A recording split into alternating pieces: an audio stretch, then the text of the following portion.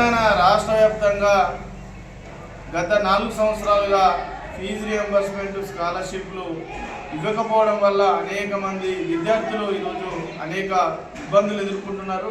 ముఖ్యంగా గ్రామీణ ప్రాంత విద్యార్థులు డిగ్రీ కాలేజీలో కానీ అదేవిధంగా పీజీ ఇంజనీరింగ్ కాలేజీలో చదువుతున్నటువంటి విద్యార్థుల నుంచి ఈరోజు లక్షల రూపాయలు, వేల రూపాయలు ఈరోజు ప్రైవేటు యాజమాన్యాలు సర్టిఫికేట్ల కోసం వారిని వేధిస్తున్నటువంటి పరిస్థితి ఈరోజు ఉన్నది.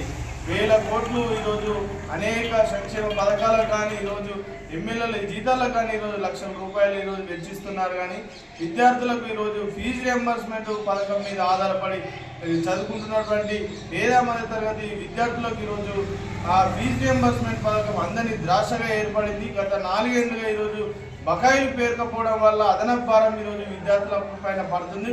వెంటనే కాంగ్రెస్ ప్రభుత్వం ఈరోజు విద్యార్థుల పక్షాన ఉండి ఏదైతే పెండింగ్లో ఉన్నటువంటి సుమారు 8,000 కోట్లకు పైగా ఉన్నటువంటి మొండి బకాయిలను వెంటనే విద్యార్థులకు చెల్లించాలని మేము ఈ రాష్ట్ర ప్రభుత్వాన్ని డిమాండ్ చేస్తున్నాం. లేనిచో పీడీఎస్సీ ఆధ్వర్యంలో పెద్ద ఎత్తున ఆందోళన కార్యక్రమాలు చేస్తామని ఈ సందర్భంగా రాష్ట్ర ప్రభుత్వాన్ని పీడీఎస్గా మేము హెచ్చరించడం జరుగుతుంది.